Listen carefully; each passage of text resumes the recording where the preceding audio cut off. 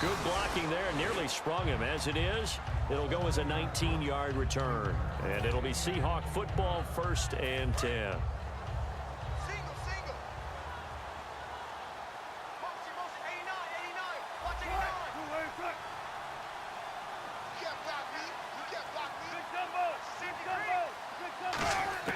On 1st and 10, it's Wilson. And he takes a shot on the release as this will be incomplete. Tyler Lockett was the target there. And that'll bring up 2nd down. Well, the pressure, the hits, the sacks have been coming at him all game long. I'm frankly surprised that they haven't found a solution yet to create more time for him to throw it or maybe change what they do on offense. And that's one of the biggest differences in this game and why they're losing right now. 2nd and 10. It's Wilson again.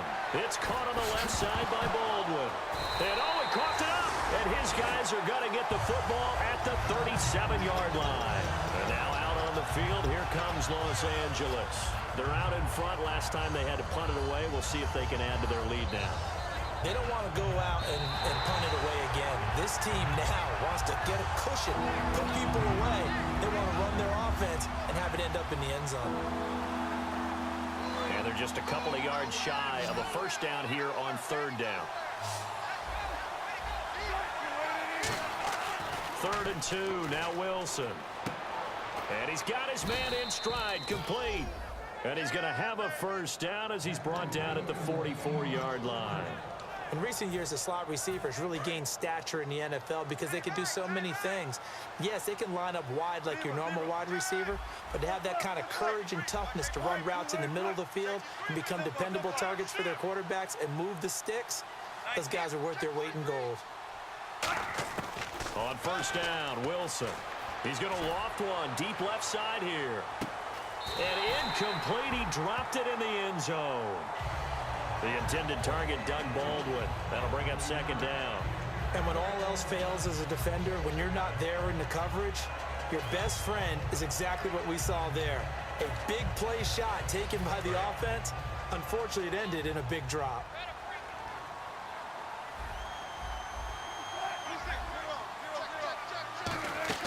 Off the play fake to Rawls. Wilson. He's going to go up top again.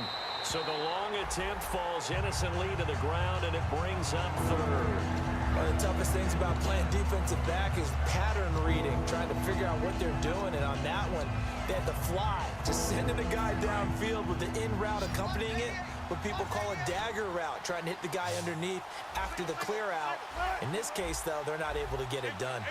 Yeah, they said forget the underneath route. They went for the guy on the fly, but as you said, incomplete. And he's going to drop this off to his fullback.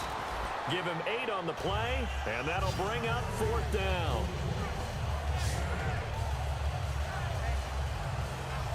Back now in Los Angeles. A lot of happy faces in the crowd at this point as their guys have a big lead here to start quarter number 4.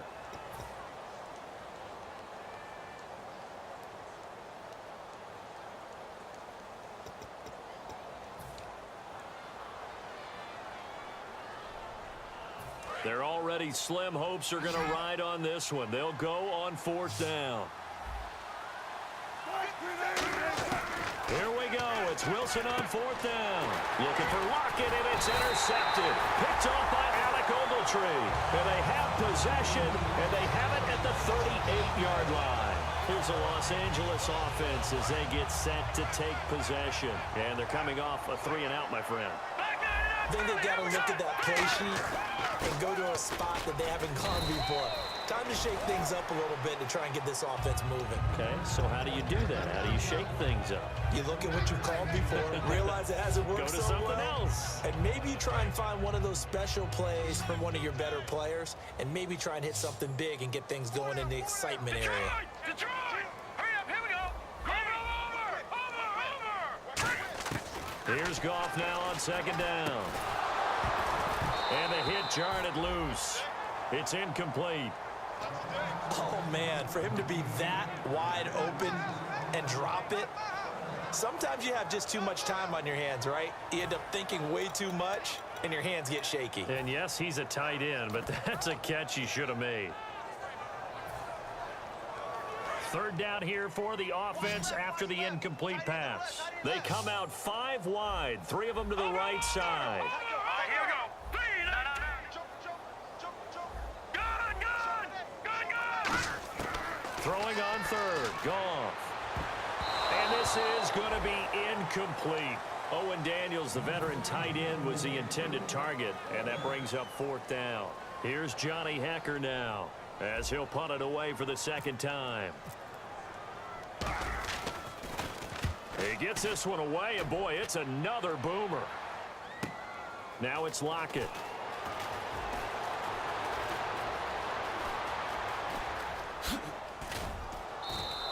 Might have been 1 man away from 6 points. As it stands, it's a huge return. And the Seahawks will have great field position to start this drive. They take over on the short side of the field. Rawls, the lone man in the backfield. They go back to the air here after the INT on the last drive. The tight end, Luke Wilson, was the target. And it's 2nd down.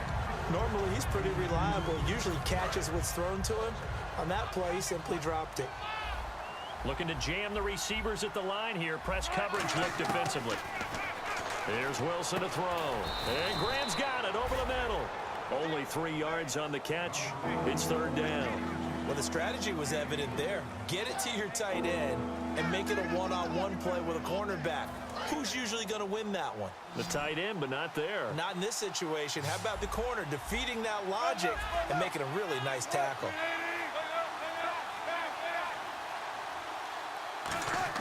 On 3rd down, Wilson. And he couldn't hang on to it through the contact. Incomplete.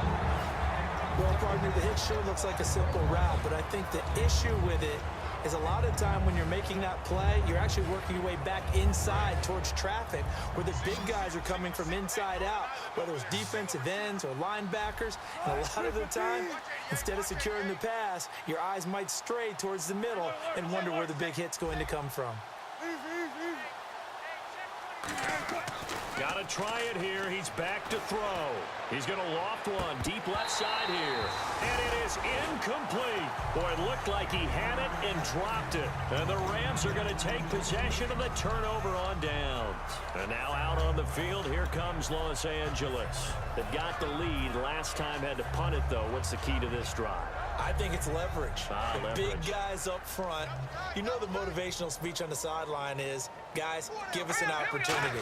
Protect the passer, create space for our runners, and let's go ahead and give these guys. Low man wins. Let's go do it on this drive. We'll watch that leverage on this drive.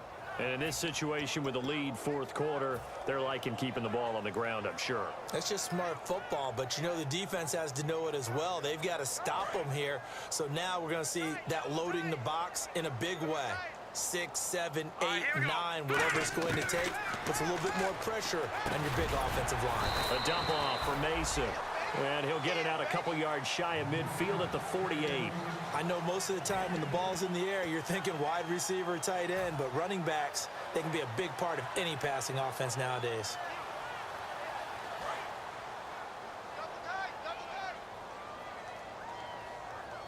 They come out here in the eye. All right, now, look at 56. Let's go. Check.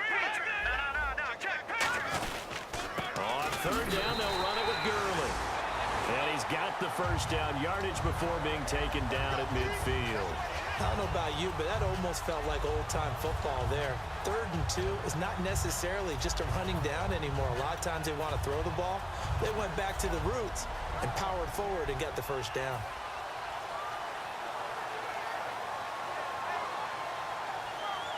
And a new set of downs here after picking up the 1st on the ground.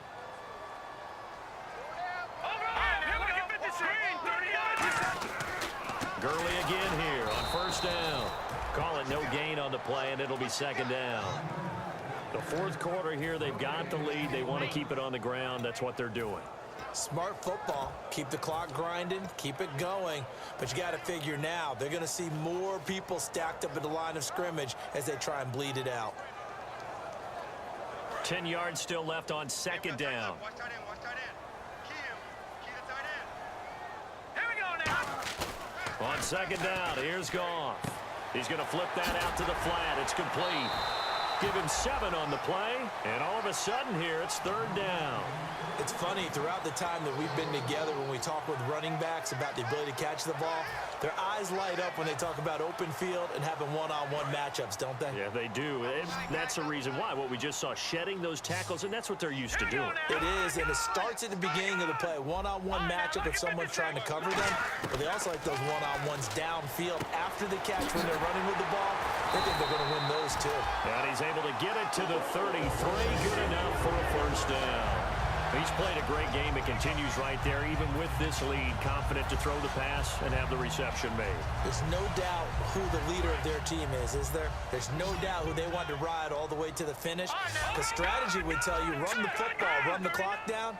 Instead, they're letting him throw it because they feel that confident in what he's getting done. And he will cross the 30 down to the 29-yard line. It's a pickup of 4, and it'll bring up 2nd down. Not a run that you're going to write home about, but still a good 1st down run. That's what an offense calls staying on schedule.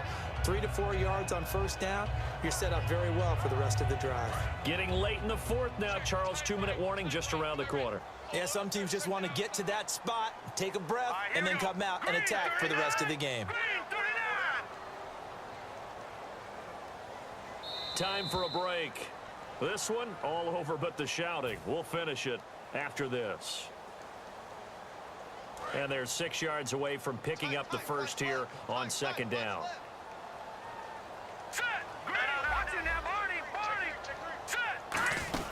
Back to the ground, this time with Gurley. And he's brought down. They give him 13 yards there on the play and a fresh set of downs.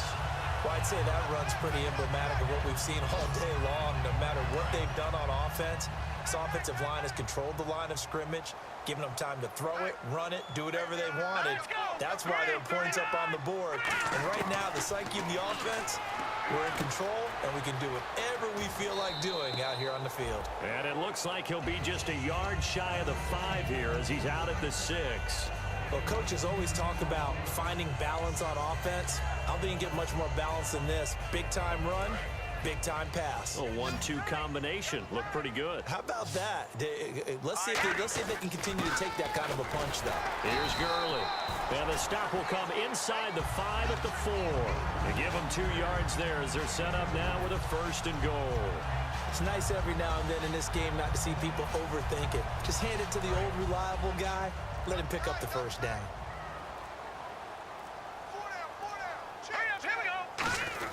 And they'll let the fullback try and take him home. And they'll get him down just shy of the goal line at about the 1. That gets him 3 yards closer here as it brings up 2nd and goal.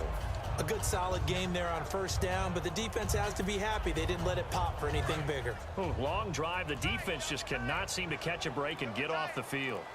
They come out here in the eye.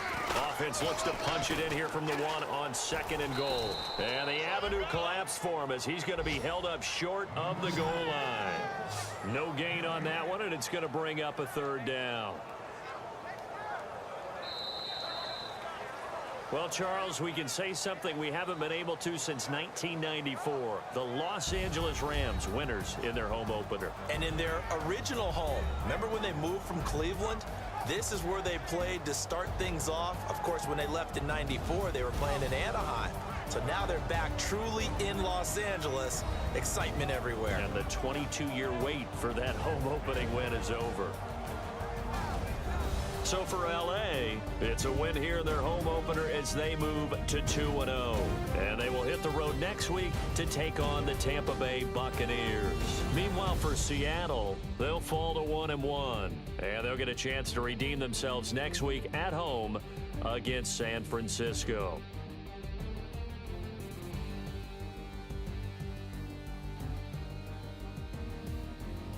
So that'll just about do it for Charles Davis. I'm Brandon Gaudin. You've been watching the NFL on EA Sports. For more, log on to easports.com.